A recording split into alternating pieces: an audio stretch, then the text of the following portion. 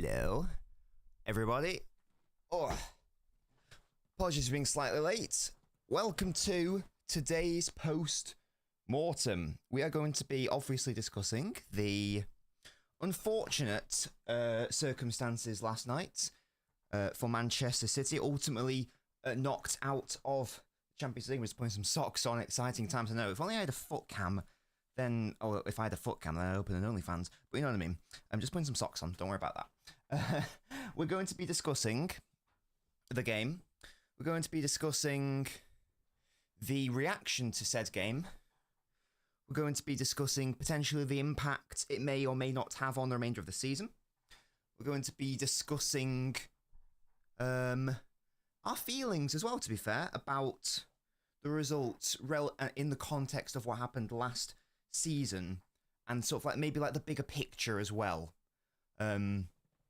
That's what we're going to chat about today, in a sort of a cathartic, calm, and analytical show. I've got quite a lot to say.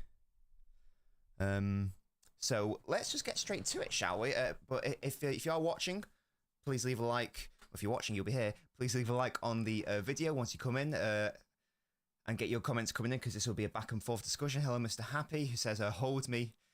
Pearl says, what hurts is we deserve to win. Like after the Villa loss, I was not sad because the better team won. Last night we deserved it. Place deserved it. And yeah, we'll discuss that definitely, Pearl. Manchester Side likes the cutting clinical edge. We've struggled in big games. Yes, Jazz, we'll get into that. City fans should be absolutely mad about the wastefulness this season. Yes, indeed, smoking pipe. Hello, Puneet. Last night's loss on Pep. I don't agree with that. Hello, Musty. Says, shut it. Love you too, mate. Liam, good luck tonight, mate, against Atalanta. This Man City side, like, oh, sorry, you've already put that, Jazz. Hello, CJ says, gutted. We'll see if the gents still have the minerals to bounce back from this disappointment. I feel this is a bottling because we should have scored. Yes, so I think in the first instance, what I want to what's that smoking? The better team gave it to the shit team. It's just like we cannot do it every season. Don't apply here. Yeah, let's.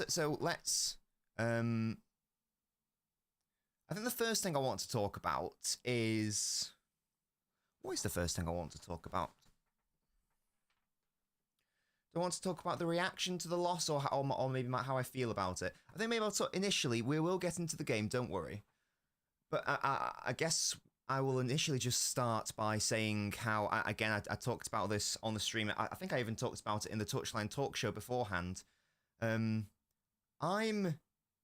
very calm about getting knocked out. I'm already over it, to be honest with you. And I think I would not have been over it had we not done what we did last season. But we did. So this doesn't, the sting, like that, the pain, whatever word you want to use, of getting knocked out doesn't feel as anywhere bad as in previous seasons. And I can only put that down to the fact that we won the treble last season, and we obviously won the Champions League last season. So it's not like previous years where, oh my God, we got knocked out and we still haven't won it, and now we need to wait another year to see if we can win it. So I'm actually very chilled out. So if anyone's hoping for like a passionate rant or me to get angry, you'll be in for a disappointing time, because, as I say, I'm basically already over it. I won't be over it if we don't win the Premier League, because that's the one I really want to win. But yeah, in terms of the Champions League, I'm basically already over it. Maybe that's an incorrect feeling, but that's just how I feel. I'd be interested to hear what you guys think. Does it still sting as much, if you're a City fan anyway? Does this still sting as much as previous years we got knocked out? For me, no, to be honest. I think that's, as I say, I'm basically pretty much over it. Must says, Tiz, Arsenal can't win the traditional Champions League anymore. Oh yeah, of course, yeah, because it's going to be a different format next time. Yeah, that's my thoughts on it. Let me know what you think about it. As I say, if you're a Manchester City fan, I'm basically already, no, in fact, I am already over it. So if like, I don't know, like 30 minutes after the game, I was obviously like disappointed after the penalty shootout, but then I was like, right, well, that's that then, I'll move on. So that's how I feel about it. If you guys still want to be angry, that's absolutely fine. Obviously, I didn't want to lose. I'd rather win. But as I say, I'm basically already over it. Again, we will get on to the match. The next thing I want to... So I'd be interested to get your thoughts in on that, guys. The next thing I want to touch on is... I guess the thing I'm most disappointed with from this game and this result is not the actual losing even. It's more so the subsequent really bad analysis that I've seen following the result. And I use the word result there because that's the key word. I really dislike outcome-based analysis and results-based analysis. And the main takeaway I've had from this is that it's 2024 and there are still lots of people out there who are very bad at assessing what a game is and analysing how a game has gone and purely relying on the outcome of said game. Because ultimately, let's go to my mic up a little bit. Ultimately, a penalty shootout is the closest thing you can get to a lottery in football. And, you know, obviously anything can happen during it.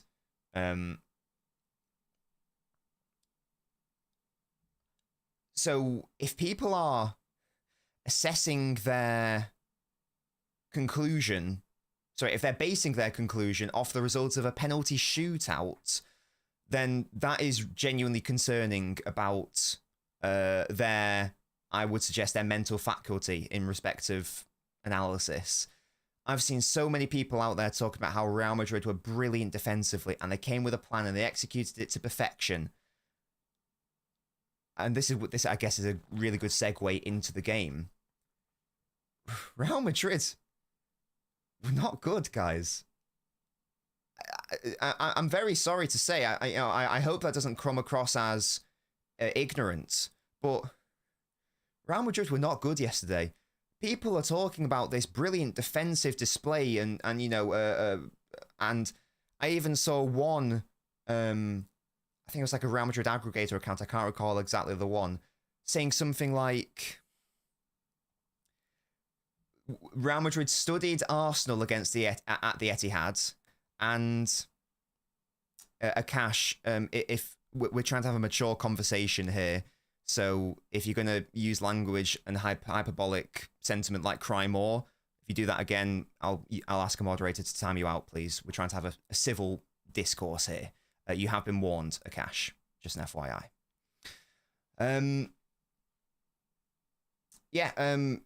How they were trying to replicate the Arsenal defensive display, at the Etihad. And let me say right now that the performances were night and day. They were night and day.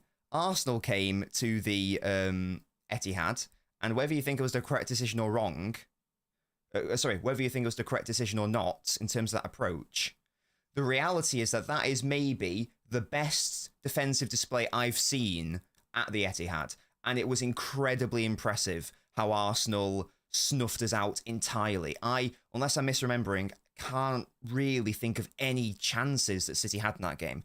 That's what we call a dominant defensive display. And that is a game where you should be applauding the out-of-possession work and the defensive work. What Real Madrid did was not particularly impressive in terms of their defensive work. Kevin De Bruyne, in around the 80th minute, missed an absolute sitter. The ball came, it was lovely work from Doku on the left-hand side. Akanji plays the ball across. And a player of anyone's quality, never mind Kevin De Bruyne's, it's essentially an open net. That's essentially a free goal. And he blazes over. Phil Foden, the ball is fizzed into him by Bernardo Silva. And it's not the easiest chance in the world, but a player of Phil Foden's quality, it's an easy chance. Ultimately, he miskicks it and it hits his standing leg. Erling Haaland hit the crossbar with a looping header, which beat the goalkeeper when he beat his defender. And there were numerous moments where again, better finishing from City, and they would have scored numerous times. Now, if as a defensive unit you are allowing, I'm not going to get the stats incorrect. Let me just make sure that I'm getting this correct. As I said, I don't want to undersell Real Madrid here. If you are allowing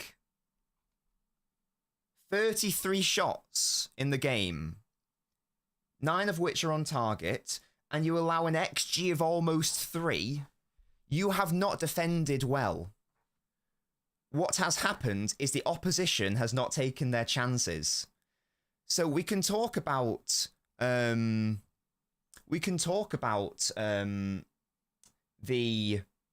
individual work of someone like Rudiger, who again on an individual level did well. But it's similar to the performance at the Bernabeu in respect of, again, people were talking about the really good defensive work of Real Madrid. They conceded 3 goals. It was Real Madrid's performance. Again, people were trying to compare it to the Arsenal display. It was much more similar to the Chelsea display at the Etihad, where, in the second half anyway, where again, people were under this illusion that Chelsea defended really well. I think we missed around 4 genuinely big chances in that game against Chelsea. If you allow the opposition to have 4 big chances in the game, then you have not defended well by definition. What has happened is that you've got fortunate that the opposition has not converted those chances. So I want to push back on this notion that it was this wonderful Real Madrid defensive display, because it just wasn't. Again, I'll repeat, if you allow your opponent to have numerous clear-cut chances on your goal, by definition, you have not put in a good defensive display as an overall squad or whatever. There might be some individuals who have played well defensively. Again, I thought Rudiger had a good game, as he did at the Bernabeu. But as with that game at the Bernabeu, I can't big up the performance too much, because at the Bernabeu he conceded 3 goals. At the Etihad, not only did they concede, but they also conceded numerous big chances. It's on Man City that we didn't convert those chances, of course, and that is the beauty of the Champions League at the end of the day. The best team doesn't necessarily win the game. In my opinion, we were the better side last night. If you don't think that, that's perfectly fine. That's perfectly fine. If that's your prerogative, you can think that. But again, I wasn't particularly impressed with Real Madrid. I would be very surprised. If to be fair, they did win the competition. Was it 21-22 when I didn't even think they were the 3rd best team in the competition. But that's sort of the point of the Champions League, that you don't have to be the best team to win it. And there are so many examples of that happening. I'll list 3. Liverpool in 2005 were not the best team in the competition by a fair margin. Chelsea in 2012 were not the best team in the competition by a fair margin. Chelsea in the season they won it in 2021. They were not the best team in the competition by a fair margin. So this is just the Toby Chelsea, the most stark one there. So I want to push back on this idea that because Real Madrid won a penalty shootout, that means that they were unbelievable and that they were supreme against City. That's not the same as you can't. That's not the same as you can't. That's not the same as saying they were shit, because they weren't, obviously. But I just need to make people aware, and I don't know how many times I need to say this. Do not rely on results-based analysis, because let's flip it on its head. Let's say that Man City won that coin toss, won that lottery, whatever you want, because again, a penalty shootout is the closest thing you can get to a lottery. if City win, so City win that shootout, then what are people talking about? Well, I'll tell you what they're talking about. They are discussing how Real Madrid made a big mistake in respect of coming to the Etihad and not actually trying to win the game, trying to set up for a draw and playing for penalties. That is what the discourse then becomes. But because the results happen to go their way in respect of the shootout, that isn't what's going to be discussed. And that's just a result of this, what I would describe as lazy punditry and lazy analysis.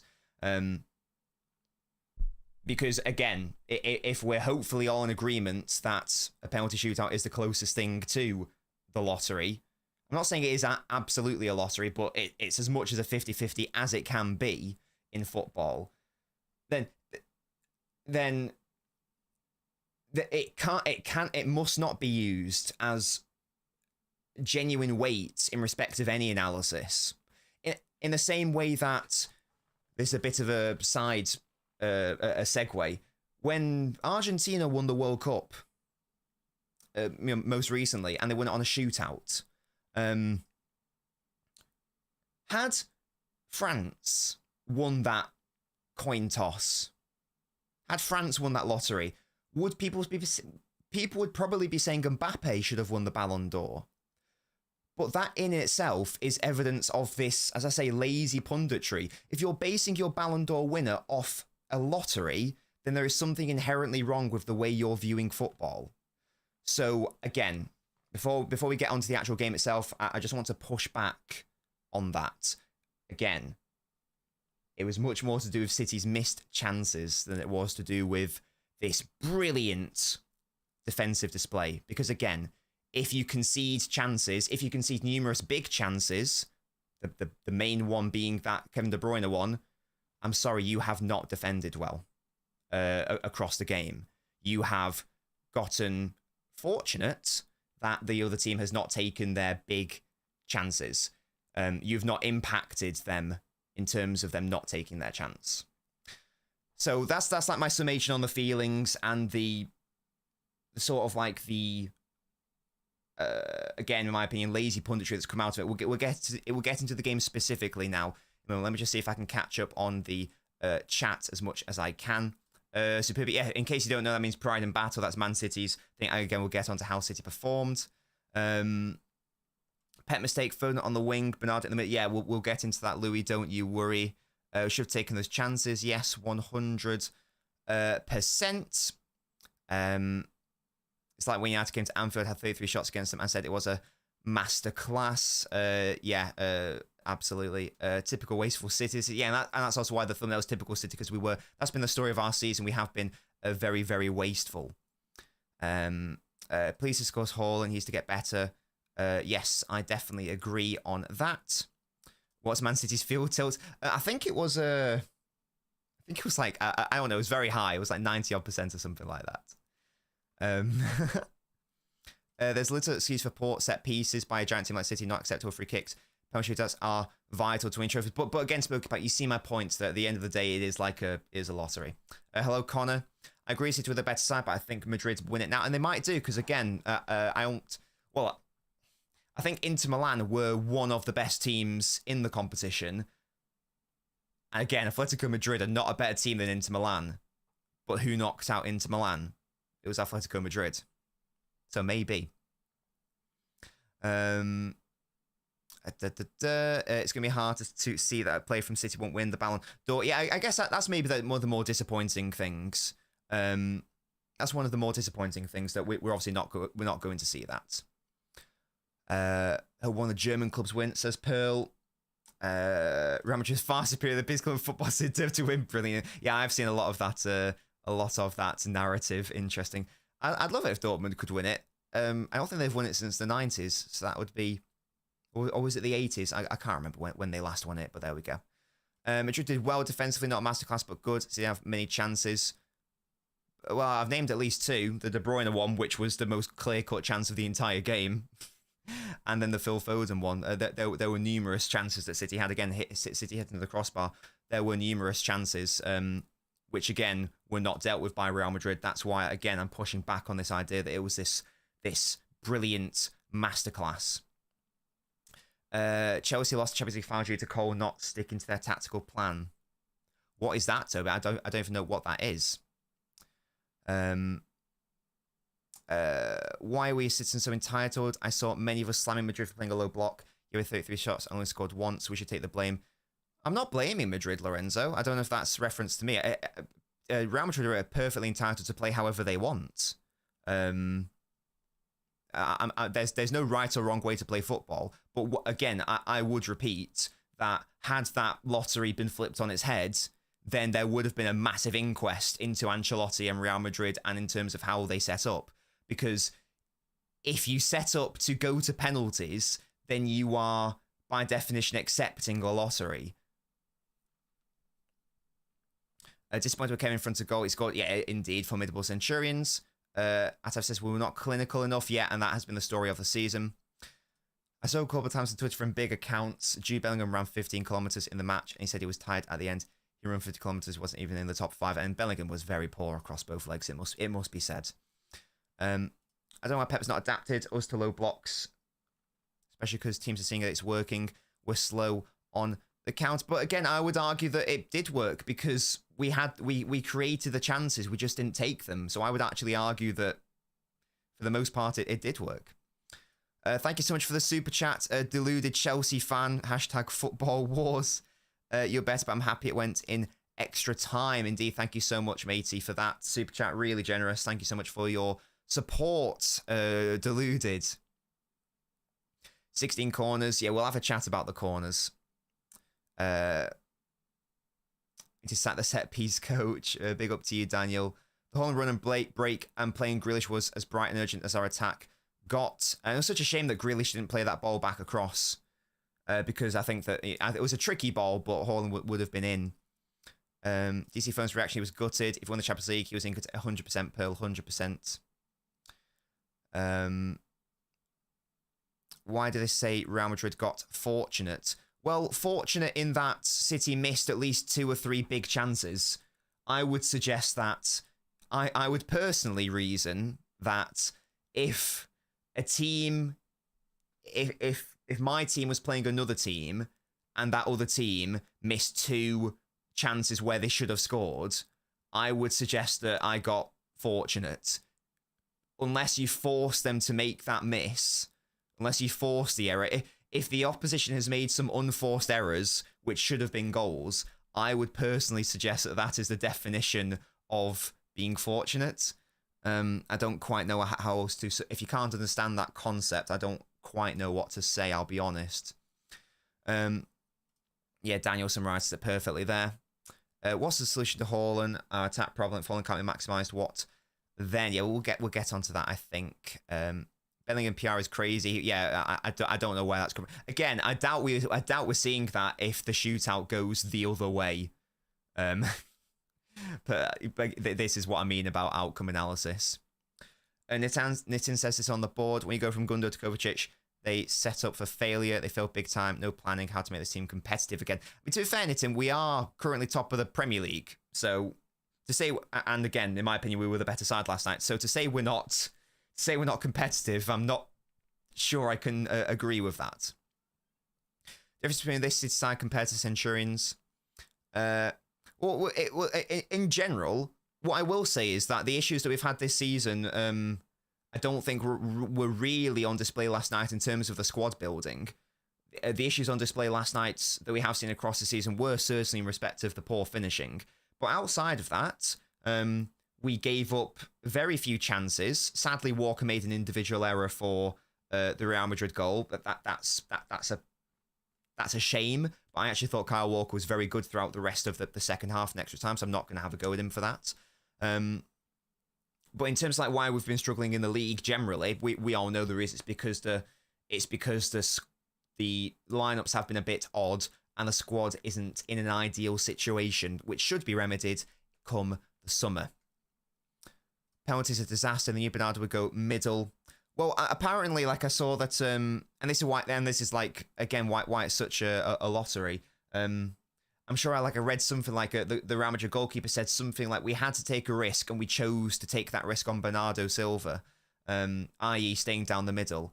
which is a very risky strategy, obviously. But again, if it works brilliantly. But what if they took that risk against like Kovacic or Alvarez, and then it's a totally different story, isn't it? So these really tiny margins, which are purely like luck based, it's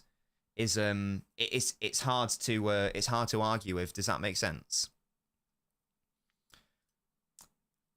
Yeah, but Akash, I think you're arguing a different point. I'm not saying that Real Madrid made a mistake doing that. I'm not saying they can't do that, but I am saying they did do that, and relying on a lottery is what it is. If you want to think that they deserve to win based on that, then that's perfectly fine. I'm not going to argue with you because I doubt I'm going to be able to change your mind, but that hopefully you can understand what I'm trying to say.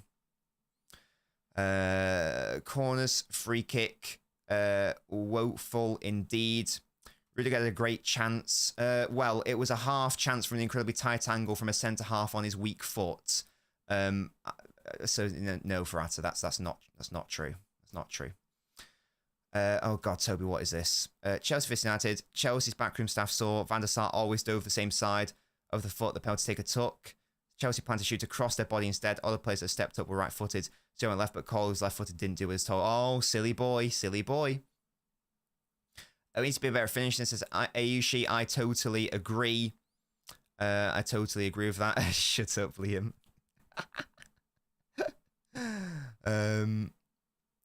Haaland is not a pet player. I don't agree with that. I don't agree with that. Messi fans should be proud to be a City fan. Man City is the best club in the world. I'm just a great club of all time. I mean, yeah, that's fine in terms of club size, but club size is hardly relevant as to performance. I mean, oh gosh, my camera glitched. Then goodness me. So I said, tell you so. The way City are playing, conceding cheap goals is not capital. Yeah, yeah, that's definitely the story of the game. We didn't capitalize on our chances. Hello, Tone. Big up to Tone. Kanji made some beautiful passes inside the box. Yeah, that was a weird point, wasn't it, Toby? Yeah, that's an irrelevance. Club size is irrelevant as to that. Should we maybe talk about the game now and maybe where maybe this game could have been won and maybe lost. So it's just touching on Real Madrid's goal. It's just a shame that Walker made a massive howler. I watched that back multiple times, and sadly, he just loses Rodrigo. He's only got one man to pick up, and he just doesn't pick him up for some reason. He gets sucked into the ball when there's no need for him to move. He's got one man to deal with. Sadly, he doesn't deal with him. So that was a shame in terms of the goal. But what I would say is that, and I know people in my watch-along were saying, take Walker off. But even though he made that mistake, I was still very adamant that you have to keep him on the pitch purely to deal with the threat of Vinicius. And again, I think it's fair to say that for the remainder of the game, Walker shut him down pretty easily. That's what he was in the team for, and that's ultimately what he did. Yes, he made a mistake for the goal, and that's a shame. But I don't want that to take away from the rest of his, what I thought was actually quite a very good defensive display. Again, just clamping down Vinicius. That's what he was in the team to do. Ultimately, that is what he did. So I'm not going to have a go at him too much in respect of that error. But it was definitely an error. Let's not try make any mistake about that. Yes, and the game was. I guess I didn't expect Real Madrid to be as defensive as they were. Ultimately, it wasn't so much of a surprise when they went 1-0 up, because obviously they were defending a lead, and I think they knew that they weren't as good. So it obviously makes sense to defend that lead away from home. But I guess I was a little bit surprised when we equalised, and it was mainly in that period, just particularly in the second half, where I thought De Bruyne was fantastic. The goal aside, the miss aside, I just thought he was fantastic in general. He was just pulling the strings in midfield. it's a shame that we didn't see Foden central until too late. He wasn't really able to impact the game that much. We know this. If you shove Foden out wide and don't allow for that interchange, then you are you are going to struggle to see anything good in respect of Foden, because this is a midfielder shoved out wide. Any midfielder, apart from very specific cases like a Bernardo Silva, any midfielder shoved out wide is going to struggle. So that was a bit of a shame. I thought Akanji, first half, a little bit nervy. I thought he was fantastic, to be honest, Akanji, especially in that second half. He was certainly the player who was causing, or one of the players causing the most amount of issues for Real Madrid in respect to the positions he was picking up. And it's such a shame that we weren't able to exploit that a little bit more. The reason we weren't able to exploit that a bit more is because Akanji is not John Stones. I know that, I can't see alternate realities, but I'm very, very confident, and I would put my money on, if John Stones was fully fit and if he was available and if it was Stones in those Akanji positions, I'm fairly certain that City would have won the game relatively comfortably.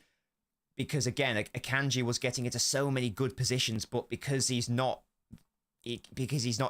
wasn't able to exploit those zones, because again, he's not John Stones. And so that's a massive shame that Stones wasn't fully fit. He was only able to come on like the last four, including extra time, was like 40 minutes or something. I don't know when Stones came on. Maybe it was extra time he came on. I'm not sure. So it was a massive shame he wasn't fully fit. Again, there's not really much doubt in my mind that Stones being on the pitch probably would have meant we won. So it's a shame he wasn't there, because again, the tactics worked. Real Madrid couldn't deal with Akanji's positioning. What was the issue was that Akanji wasn't able to fully exploit it because he's not that player, if that makes sense. Turns out Akanji has become more comfortable, more confident. Yeah, exactly. No, yeah. In relative terms, I thought he did brilliantly. But the Akanji doing the John Stones role compared to John Stones doing that same role is obviously night and day. So it's a big shame again that he wasn't available. And again, this goes back to my point of Real Madrid weren't able to stop Akanji doing that. They tried their best. Sometimes in the first half they were successful, but in general they weren't able to do it. And this goes back to my point. That tactic from Pep worked. Akanji should have had an assist. He's the one who played that ball in, because again, our centre back is in like a left wing zone because of that free position he was given. Akanji plays it to De Bruyne. De Bruyne should score that. What is for him a very easy chance. So again, tactically, I don't have any qualms with Pep because it worked. I don't really know what else I can say on that point. So Real Madrid didn't stop Akanji. And even though we can all agree Akanji maybe could have done better, he's limited, he still created what was outside of the goal the best chance of the game. So again, from a tactical perspective, it worked. What else is there to discuss in respect of the players? Grealish, I was surprised at the substitutions because I thought Grealish was maybe our best player at the time. However, Doku came on, and to be fair to him, that's maybe the best I've seen him perform in a big game. Now, maybe that's partly because Carvajal was on a yellow, so it meant that he had to back off a little bit by definition. But I thought he was fantastic. Doku came on. Obviously, his chaotic nature caused the goal ultimately. And then again, there were a couple of times where he had Grealish and Doku, to be fair, they both had Carvajal's number even before he had a yellow card. But Grealish had his number. There is definitely a brilliant winger in there in respect of Doku. There's no doubt in my mind that Doku can become one of the best wingers in the world, like top 5 wingers in the world. I'm very convinced he can become that player.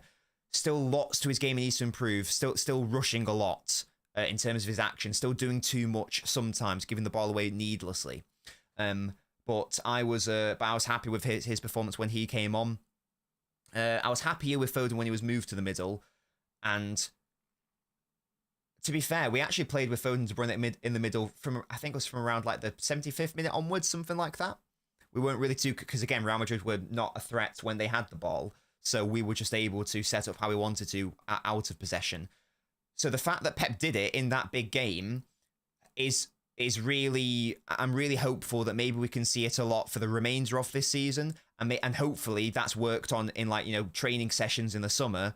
And we get to see it a lot next season properly. Foden and De Bruyne are working together really well in midfield.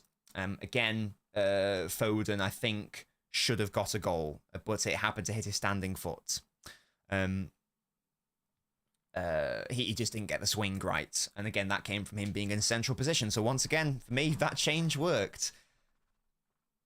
I'm just trying to think of because normally, if you guys remember, if you guys were here for my post-mortem after the Liverpool game, I was annoyed.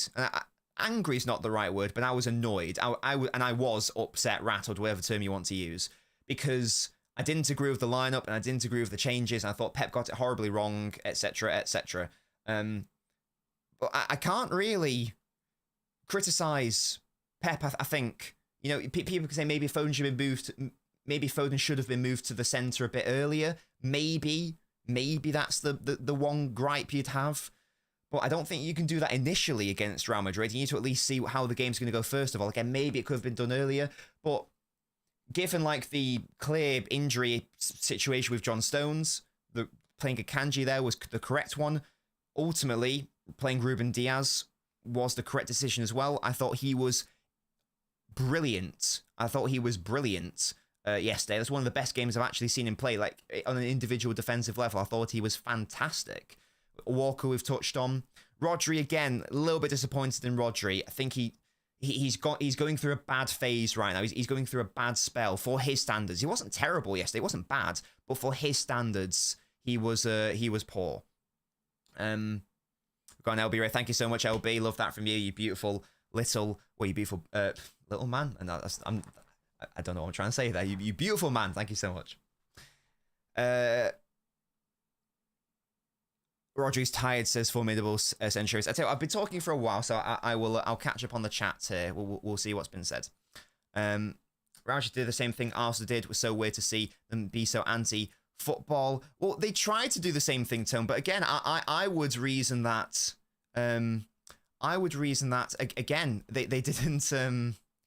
They didn't execute the plan to anywhere near the same amount of competence as Arsenal did, and this is why I'm pushing back, as I said at the start of the stream, on the idea that this was some tactical masterclass by Real Madrid.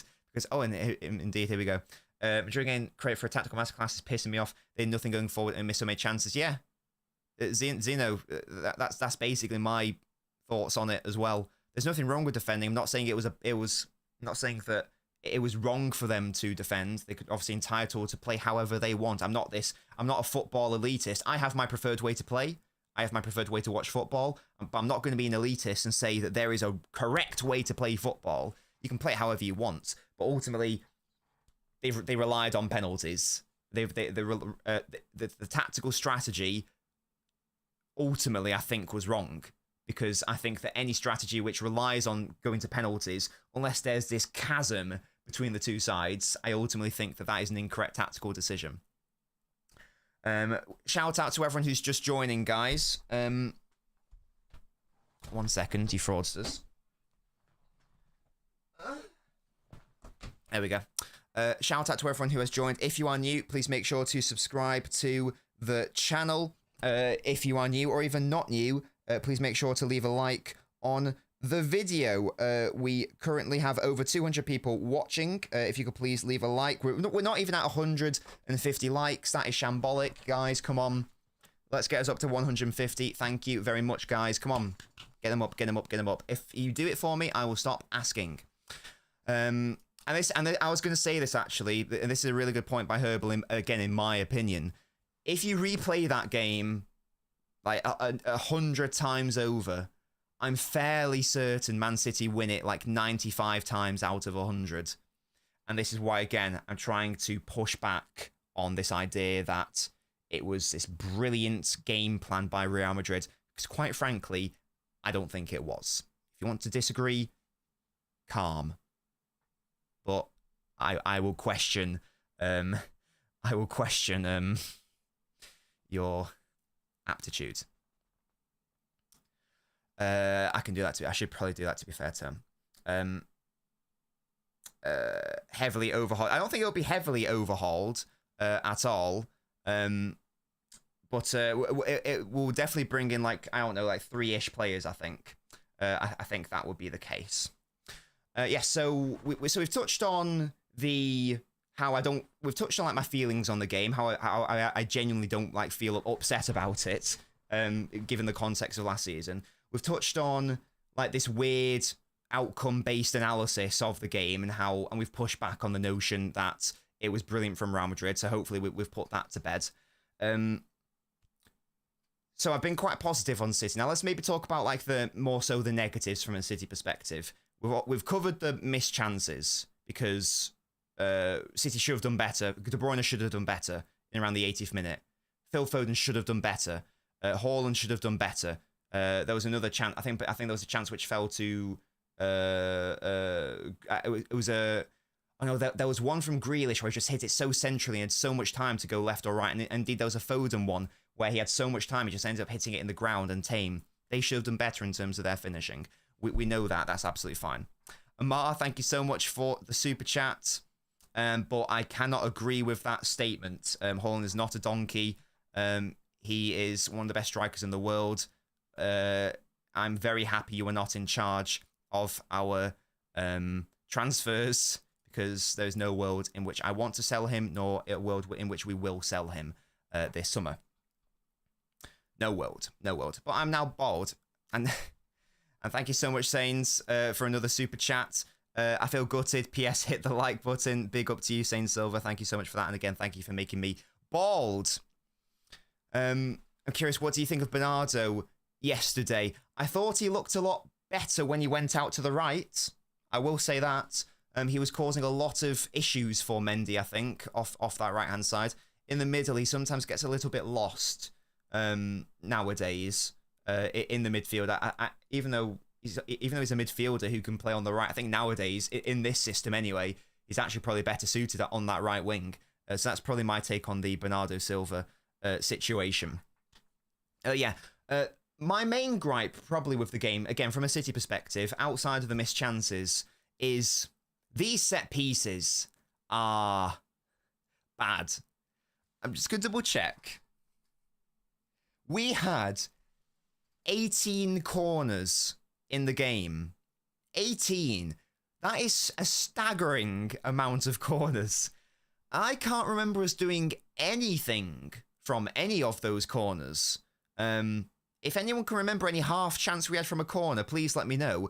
But I can't remember us doing anything from them. So that is, and they had one, yeah. So that is a big shame. That's definitely something we need to be looking at going forwards, because the amount of corners we get, and Tone makes a good point. You know, Kev's corners have been bad for years, but they shouldn't be bad, because Man City must get more corners than anyone else in the Premier League. I don't know the exact data on that, but I feel like I feel like if we are getting so many of them, surely there should be more of an emphasis on utilizing them. Because again, we get so many in the game, but and this isn't just this isn't just yesterday against Real Madrid. It's been happening for years. I feel like there was maybe a period. There was a period where Laporte scored like 6 or 7 headers, like basically all from corners. So there was a season where we got it right, and we were able to actually exploit them. Do you remember how good Laporte used to be from them? For some reason, we aren't good at them, and I don't know why. I'm not particularly good at analysing set pieces, so I'm not the person to ask about that. I don't claim to be good at analysing corners, but there are people who are paid a lot of money to be good at analysing them. So I would like to think that at some point we will try to utilise them, because again, if we're getting so many of them, And you know that stat which comes up which says, like, you know, goals from set pieces. And City are normally at the top. But the reason why we're at the top, I believe, is because we get so many. If it was like, you know, set piece goals per set piece, you know, so it was like an average, we must be really low down. We must be really low down.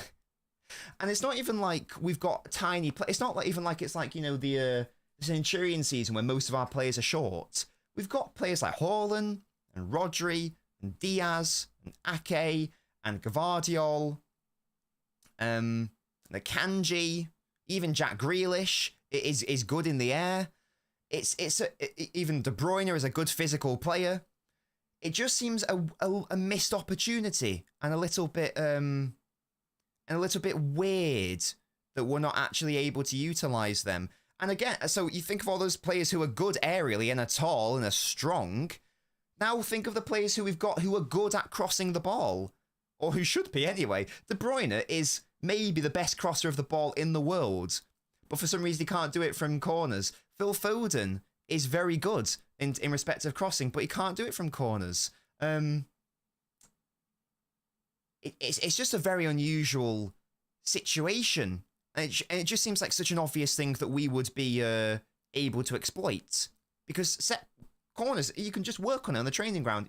Repetition. If you guys watch the David Beckham documentary, you've seen that when he was a child, he's like repetition, over and over and over. And if you keep doing that, you'll get into the same zones every single time. And then your attackers can just attack that same zone.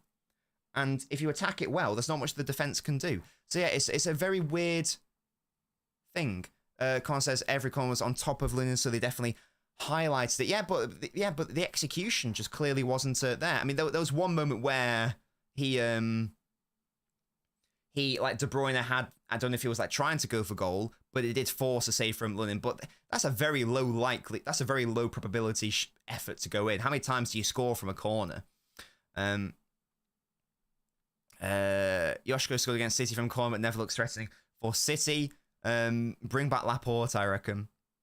I sort of think Haaland will leave for Madrid as it would suit their transition play style. There's no world in which Mbappe and Haaland are in the same team, though, Rage Tense. There's no way that happens. I'm sure it is, Tone, but again, you can definitely practice it. I'm sorry, a player of De Bruyne's quality can definitely get that in his locker, surely. M says Walker prevented counters, but cost in poor positional awareness and box defending. Set piece of poor. De Bruyne had a poor game apart from the goal. I don't agree on the Kevin De Bruyne one. I thought Kevin De Bruyne played well. I thought De Bruyne played quite well overall. Thank you so much, Jay, for the super chat. $7 Canadian, I think that is. Thank you so much. To be honest, weren't going to win the treble again. Can't blame Bernardo. Golden Premier League for 4 in a row, and I think it would be one for history books. 8 games left. And this goes back to what we were saying. Thank you so much for the super chat, Jay. This goes back to what we were saying earlier in the show. If we win the Premier League this season, it's still an unbelievably fantastic, successful season. If we can do something that's never been done before in English football history, I'll be beyond happy. You guys don't understand how desperate I am for us to win this Premier League. In my head, the FA Cup is a bonus. The Champions League is a bonus. I only ever spoke about the double treble when people asked me about it or when it was brought up in conversation. It was never a realistic aim to do the double treble, something I've never done in football history. If we win the Premier League, I'll still be over the moon. And thankfully, we're in a good situation in terms of obviously us being top of the table. We've just got to do our job now. We've got to do our job. If we can win the FA Cup as well, massive bonus. But the main one for me, obviously, is the Premier League. I love Laporte as well. I love him. It's just a shame he's not suited for this style. Would sell home for good money? No shot at all. Again, I don't think that Haaland necessarily was like terrible yesterday. I don't think he was particularly good, but I don't think he was like even the second worst player on the pitch for City yesterday. So I don't really know where this idea that we should sell him's coming from. It's very again, it's very unusual for me. I don't think he was great. I don't think he was particularly good. I don't think he was bad. He hit the crossbar once. Maybe he could have done better there. I think maybe the best thing he did was well, no, there was this one moment where like the first touch was unbelievable, and I think it was Bernardo should have done better with the follow up. But there was one moment where again he beats Nacho in respect of the hold up play. He then links up with Jack Grealish, who drives forwards, and Grealish decides to shoot from a really weird angle. If Grealish plays that into Haaland, then he's 1-on-1. So I don't know where the... Again, if we're talking about like bad City players, I think there are at least 2 City players who were worse in the game, probably. So I'm going to push back on this idea that he was terrible in the game. I don't think he was good.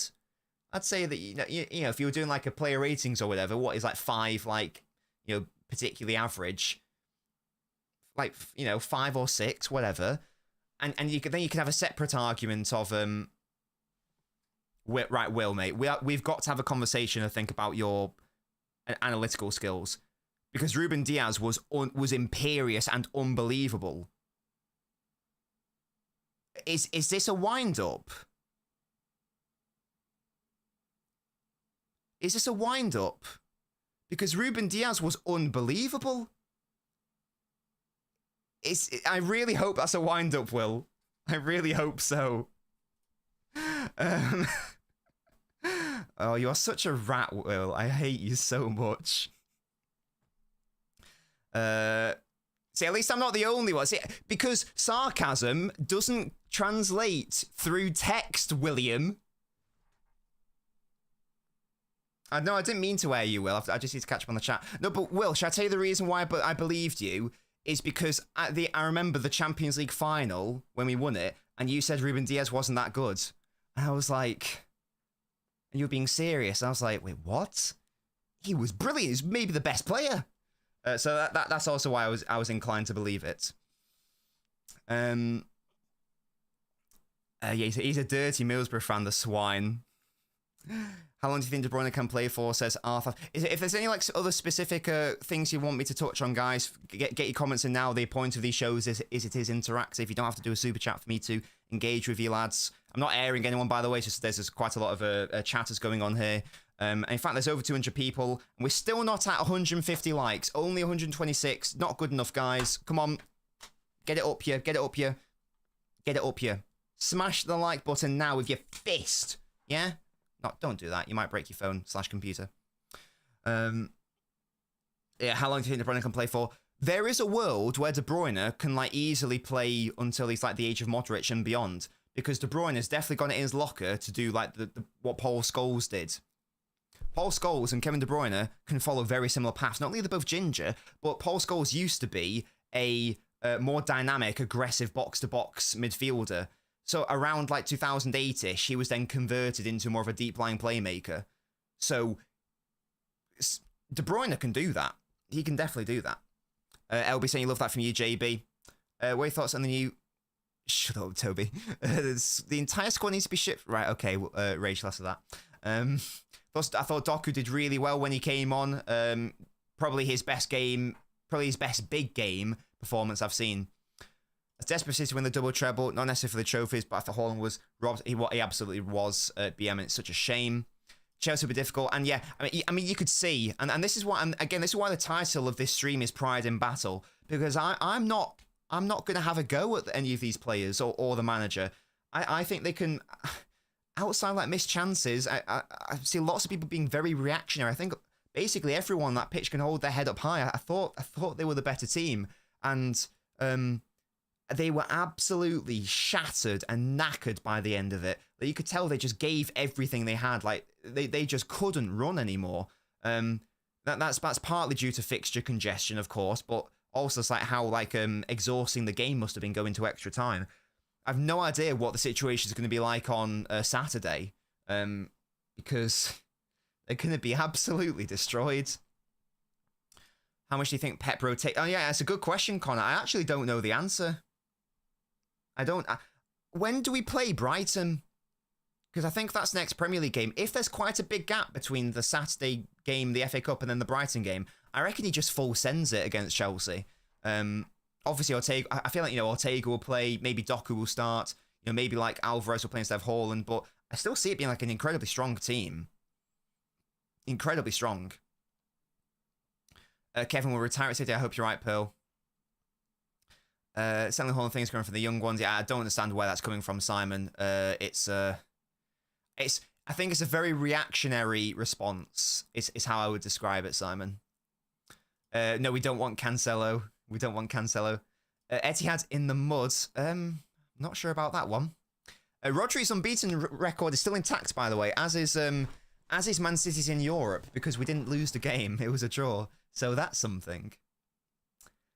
Have you looked at the lineup last year against Madrid compared to this year? Do you mean from Madrid or Man City, Tone?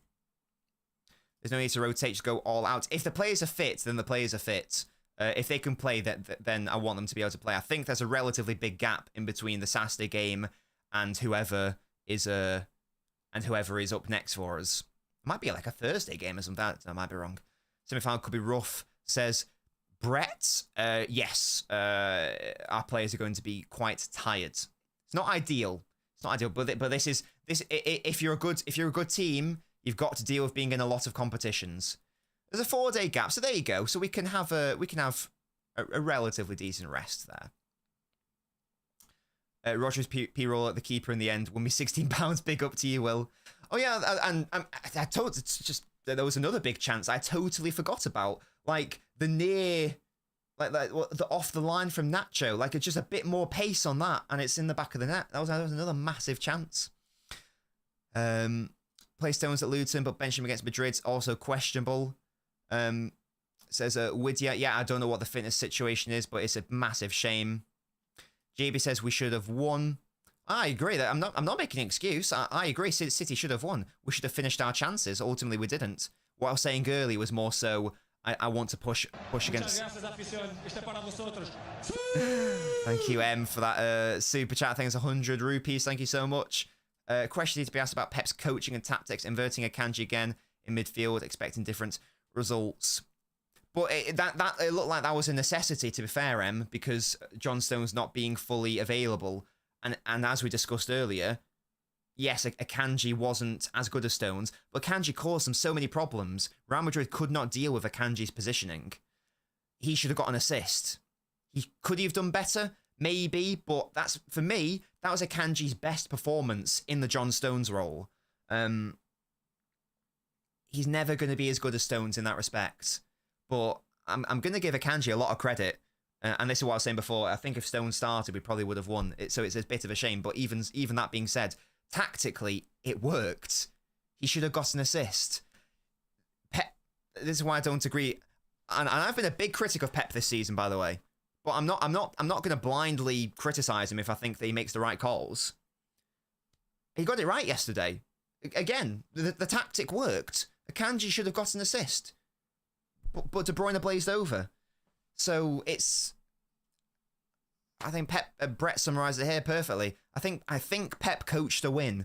I think Pep got it right in terms of what was available to. Now you can make an argument of, should he have rested Stones and this and that and against Luton and blah blah blah, etc. But I think he got it right.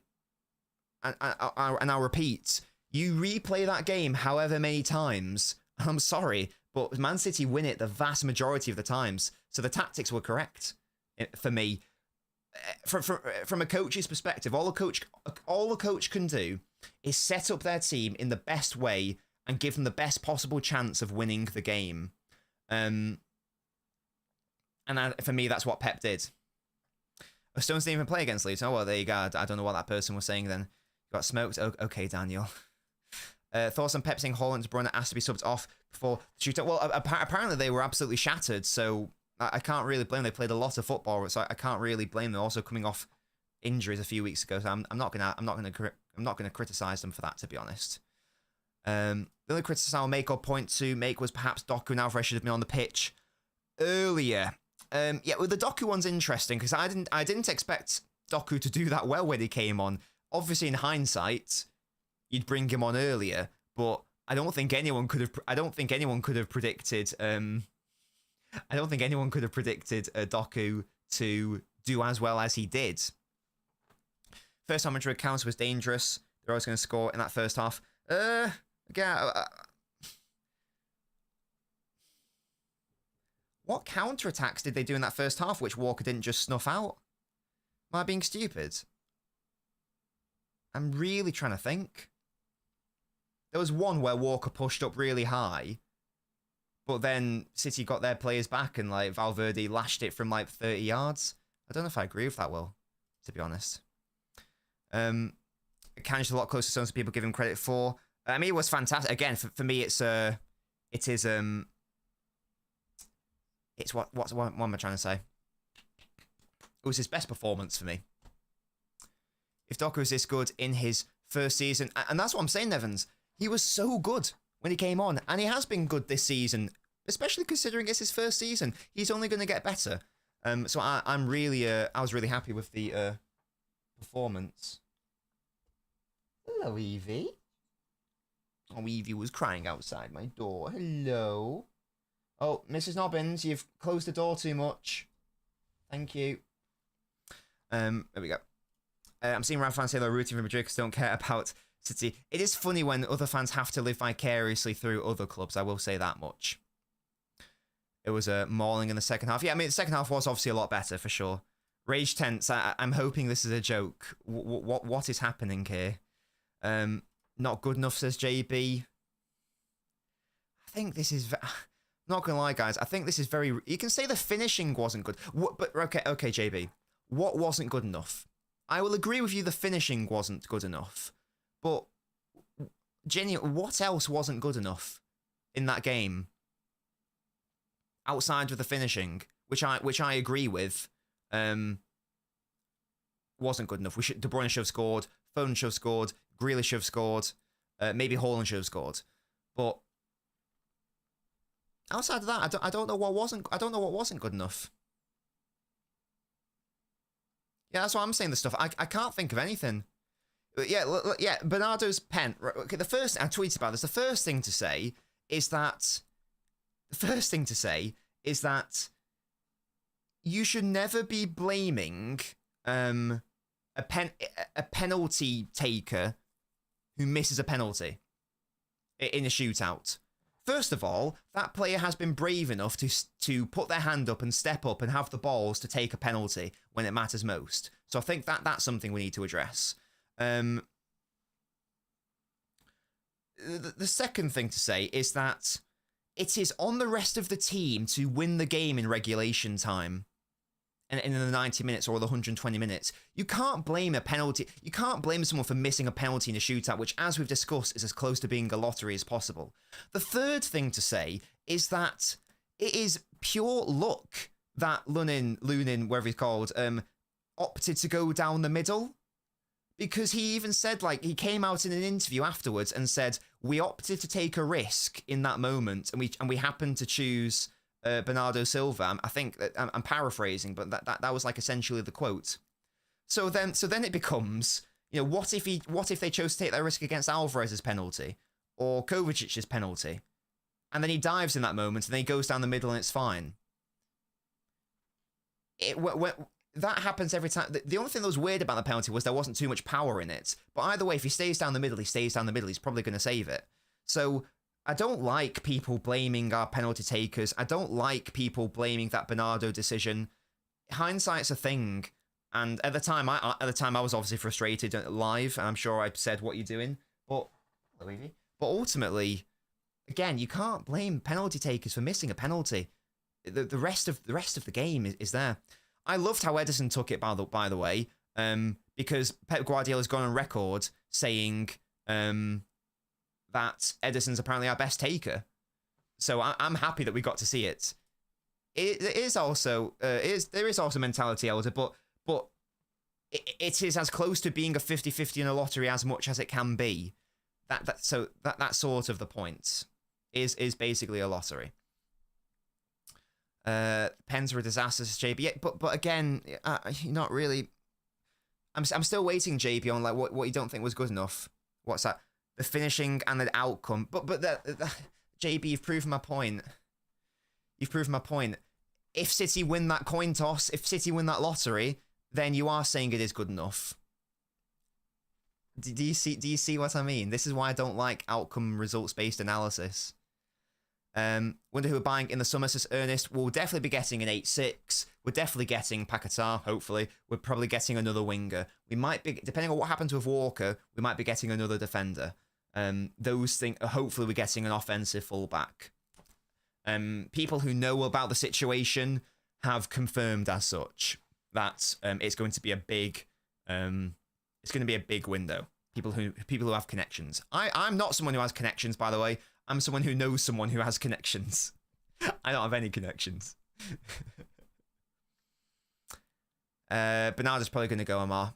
Paquetá's brilliant. Only critique is maybe playing the ball forward a bit quicker. Is how Holland's hold-up play is terrible. Well, actually, Holland's hold-up play is not terrible. The one time he got it right, had them panicking, showed the ball at least. And he did do well, yeah. We need another attacking fullback, that's for sure. Bayern Dortmund final, that would be nice, wouldn't it? Losing Mahrez and Gundo was pretty much a transitional season for us. Yeah, and look, I'm amazed that we got to this stage and we were still on for the treble. Considering what's happened this season, I'm amazed at the position that we found ourselves in. To be honest, I don't really mind about losing Mahrez that much. The Gundogan is the one. Interesting how things unfold. I'm curious to see who wins the Ballon d'Or by the end of the year. It will go down to whoever wins the Champions League / whoever performs well in the Euros. If PSG win the Champions League, Mbappe will win the Ballon d'Or, despite him not necessarily deserving it. If Harry Kane captains England to the Euros and a good performance in the Euros, and Bayern win the Champions League, then Harry Kane will win it, because we know that the awards has nothing to do with who the best player is. It's all to do with PR. It's all to do with the Champions League / international tournaments. It's not really. It's also not really anything to do with. It's also not really anything to do with your national, your like domestic league performance. There's so much weight on international tournaments and the Champions League. So totally depends on that. If Bayern win, probably be Harry Kane. If PSG win, probably that. If Wirtz takes Germany to a Euros win and Leverkusen win the league and the DFB Pokal and the Europa League, then he might win it. And to be fair, he might actually he'd be one of those names who probably just deserve to win it to that point, in fairness. M says, thank you for the super chat. Pep has a blank checkbook, can't hire a decent set piece coach and heading coach. These minions are stealing a living. Mediocre. I mean, the set pieces are mediocre, that is for sure. Yeah, exactly, BM. It's just, and that's why, like, it's not a...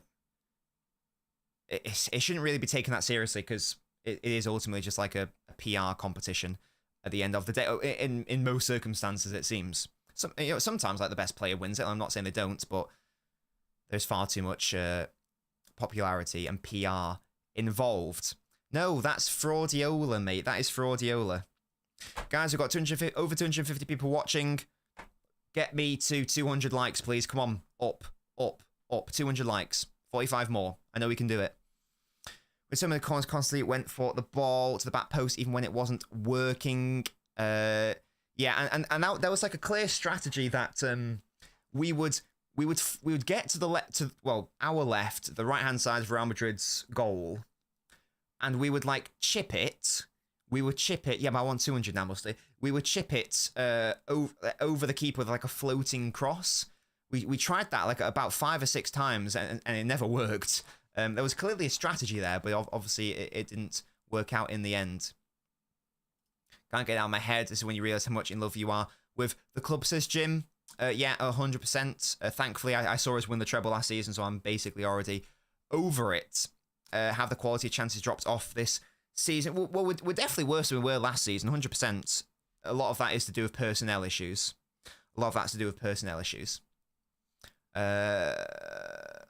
Like, when was the last time Haaland got a ball through the ground to score? Yes, indeed. Go on Mo's show. Oh, I probably will be going, Becky, on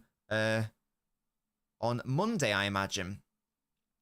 We don't play, and it's definitely something City can do. We do need to play to his strengths a bit more. I mean, if Gundo's on the pitch, it's not even a question, is it? Thank you so much for the super chat, MCFC. Let me know what currency that is. Do you think we can get both Bruno and Paquetá? 100% we can. 100%. We haven't had a big window, a big transfer window since 17-18 in terms of like signing nailed-on first teamers who can just go straight into the team. Every other one's either been like squad players, or it's been one superstar at a time, or it's been players who aren't quite ready now, but they could be. UE, oh, that's sick. Thank you so much for that, MCFC. Very generous of you. Thank you so much, matey. But yeah, we definitely can. When John Cena goes around imitating Haaland, you know, Haaland's an icon. All the haters can do one. Yeah, Haaland's not the reason why we didn't win yesterday, guys. The reason why we didn't win yesterday is because De Bruyne didn't score that quite easy chance. Foden didn't score what there is him that quite easy chance. When I think there was another De Bruyne one. You know, the one where Nacho cleared off the line where it was too slow, or maybe it was Rodri. I don't know. Didn't score that quite easy chance. Jack Grealish had a shot and he hits it so central. He had so much time to go left or right, but he didn't even challenge the keeper. That's the reason why we lost. It's got nothing to do with Haaland. You can maybe, again, I'm not defending him in respect of like he should have done more. I agree, whatever. But it's hard in those games where all the opposition wants to do is defend. It's hard for Haaland to directly impact the play. The best he can do is try to indirectly impact it. When Doku's on, Haaland never makes back post runs. When he crosses front post, when Doku comes off, Haaland's never at the back post. Will KDB be fit for Chelsea? It wouldn't surprise me if he was rested, to be honest. I was really depressed. The match ended at 3:30 a.m. over here. It was really hard for me to sleep after the game. We could have won the game. Absolutely, Serim. And again, replay that game however many times, and we win it however many times. Yeah, just to reiterate, Haaland did more in one half season than Michael and Shearer did in their entire careers. Yeah, and this is an off season for Haaland. He'll be back next season, and this is an off season. He still scored over 30 goals. We are still on for an historic season, guys. That's the thing. I sort of like want to wrap it up within the next 5 to 10 minutes, because we've been going for, I don't know, just over an hour.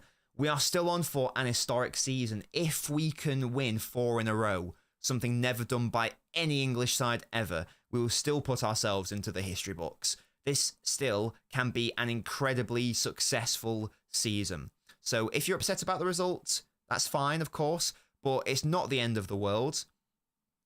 There are still potentially 2 trophies up for grabs. We're in the semi. We are the best team in the FA Cup. So based on that, we've got a very good chance to win that. We've got a very good chance to win the Premier League. We're now in charge of our own destiny. Thank you so much, MCFC, again for that. That's the United Arab Emirates. Durham? Keep up the good way. Love the content, tactical insights. Big season still ahead. 100%, mate. Thank you so much for that. Oh, look at that. If I turn my head like that, you can see my thing. It's how do I pronounce that? Durham or Durham? I don't even know what that is. But let me know. Let me know how I should pronounce it. Right. 4 Prems in a row, not even Fergus. Exactly, BM. And this is why perspective. I think that's maybe the key takeaway, guys. I think that's maybe been the whole key takeaway from this DRAM. Thank you, BM. That's been the whole key takeaway of this stream, I think. The key word for me is perspective. Perspective in respect of the fact that if that match is replayed however many times, in my opinion, we win it. So I thought the players did well. Perspective that we should not resort to outcome and result based analysis, because that is lazy and bad punditry, and yeah, and it's shit. It's idiotic analysis, to be honest. I was trying to remain PC, but it is idiotic analysis, to be honest.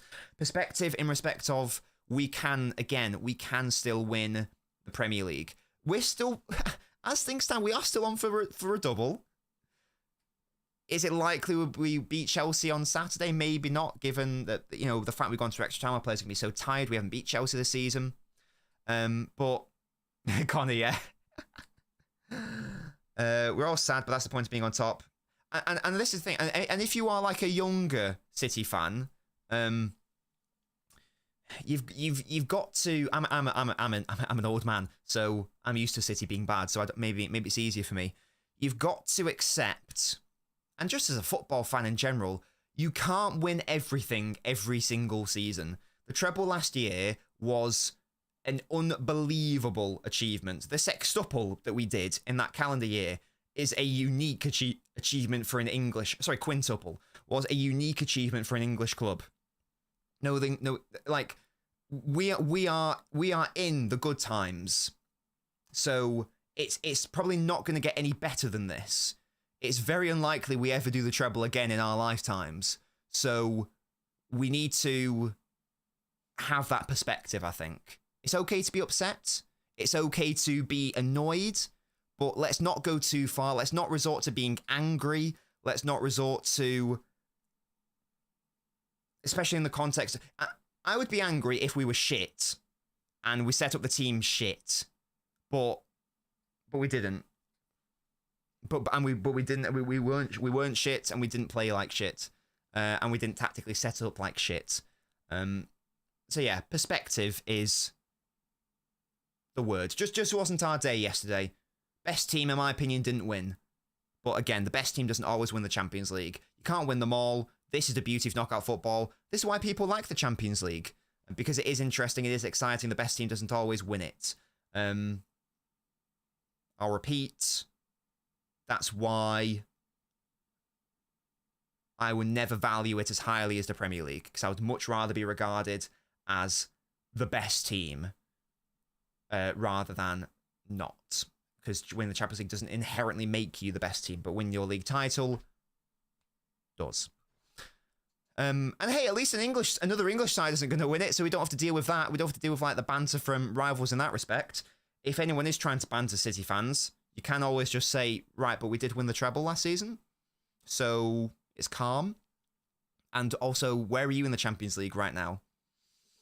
Where are you in Europe right now? Unless you're an Aston Villa fan, you can't chat.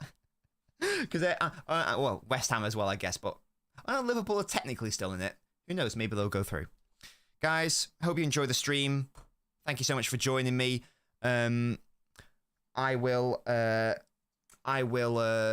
be back. Actually, I'll be back on tomorrow with a new show. Guys, don't go anywhere. I'm going to tell you about the new show. 6 p.m. English time. I am having a guest on the channel for the first ever time.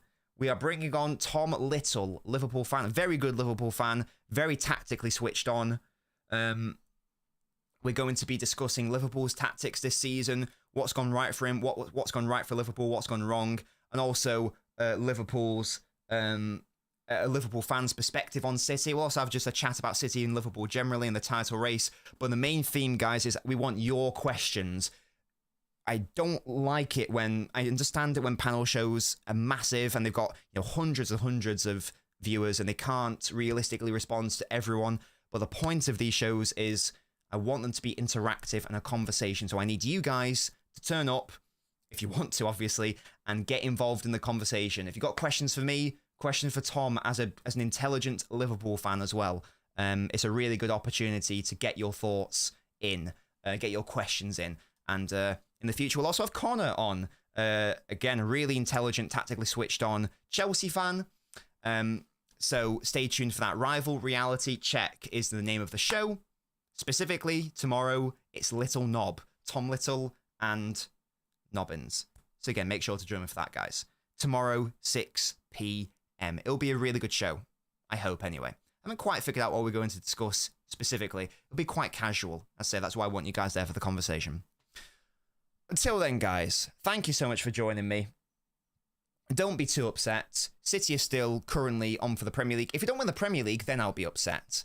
But as things stand, the title's in our hands. We could do 4 in a row. Join me tomorrow, 6 p.m. For the first installment of Rival Reality Check and the first guest appearance on this channel. Until then, guys, I'm out. Enjoy the rest of your day.